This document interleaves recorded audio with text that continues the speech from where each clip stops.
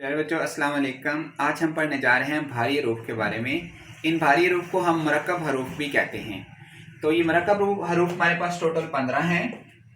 ये आपको नज़र आ रहे हैं। ये बनते कैसे हैं?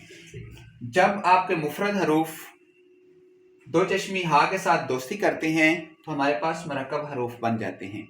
तो देखते हैं कि बे की आधी शक्ल कौन सी है। तो बे की इब्तदाई शक्ल आपने यूं लगानी है। इसके साथ जब दो चश्मी हा दोस्ती करेगी हमारे पास बन जाएगा भा।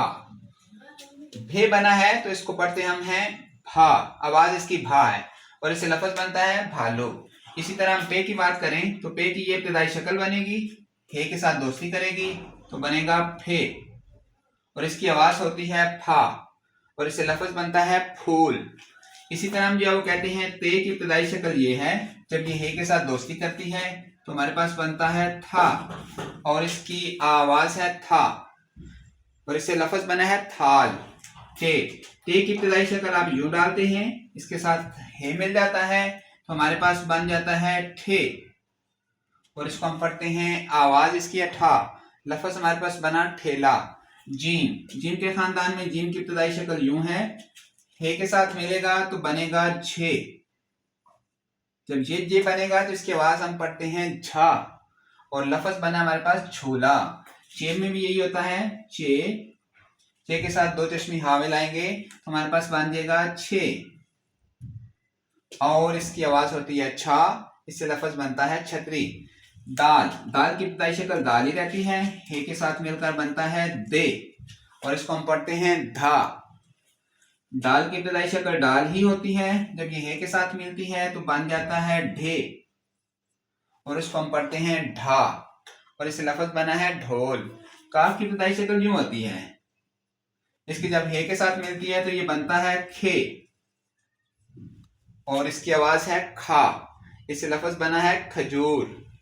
गाफ की इब्तदाई शक्ल हमारे पास यूं होती है और हे के साथ मिलता है तो बन जाता है घे, इसकी आवाज है घा और इससे लफ्ज बनता है घड़ी। रे ये ऐसे रूफ होते हैं जो के जिनसे नए लफ्ज बन जाते हैं, लेकिन कुछ ऐसे रूफ होते हैं जो हे के साथ दोस्ती तो करते हैं लेकिन इनसे नए लफ्ज नहीं बनते, अलबत्ता कुछ अल्फाज के दरमियान में ये आते हैं। तो ये हमारे पास 5 ऐसे रूफ होते हैं। रे की इब्तदाई शक्ल जो है वो यूं ही होती है, जब ये हे के साथ दोस्ती करता है तो हमारे पास बनता है रे और इसकी आवाज है रा। जैसे कि सरहाना के ये सेंटर में आया है तो ये लफ्ज दरमियान अल्फाज के दरमियान में आते हैं। इसी तरह रे है हमारे पास, ये हे के साथ दोस्ती करेगा तो बनेगा रे और इसकी आवाज है रा, जैसे कि पढ़ना के दरमियान में आया है। इस तरह हमारे पास लाम है, इब्तदाई शक्ल हमारे पास यूं होगी, जब इसके साथ मिल जाता है तो बनता है ले और इसको पढ़ते हैं हम ला, जैसे कि चोला, ये अल्फाज के दरमियान में आया है। इस तरह मीम की इब्तदाई शक्ल आपके पास यूं होती है, हे के साथ मिलता है तो ये बन जाता है कुछ में और इसको हम आवाज है मा, जैसे कि कुम्हार। नून की इब्तदाई शक्ल हमारे पास ये है, ये हमारे पास हा के साथ मिलेगा तो बन जाएगा ने और इसकी पढ़ने की आवाज है ना, जैसे कि नन्नी है। तो जब मरकब हरूफ के हम तोड़ करते हैं तो बच्चे अमूमन गलती करते हैं। जैसे कि मैंने लिखा है फूल, तो इसके तोड़ यूं बनेंगे फे, वाओ और लाम, ये इसके दुरुस्त तोड़ हैं। तो अमूमन बच्चे यूं कर रहे होते हैं पे, हे, वाओ और लाम, ये गलत है। मुफरद हरूफ में ये होता है, जब इनके हम तोड़ करते हैं तो इनमें सारे आपने लिखने होते हैं, जैसे कि अनार है अलिफ, नून, अलिफ और रे। तो ये हमारे पास मुफरद हरूफ हैं और मुफरद हरूफ में आपने सारे लिखने होते हैं, लेकिन मरकब हरूफ ने पहले मरकब हरूफ पूरे का पूरा एज इट इज लिखना होता है, उसके बाद बाकी हरूफ लिखने हैं।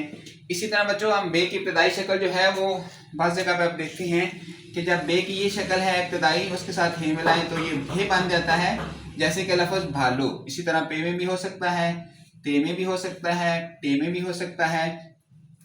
तो बच्चों अगर आप जो है वो तोड़ और जोड़ में इस फार्मूले को फॉलो करेंगे तो इमला में गलती नहीं होगी और ना ही तोड़ में और ना ही जोड़ में। इसी तरह बच्चे जो है जब इसको हिजे करते हैं खे, तो बच्चे यूं करते हैं काफ, हे, ये लाम, ये गलत है। असल में और दुरुस्त ये है खे या खे और लाम साकन।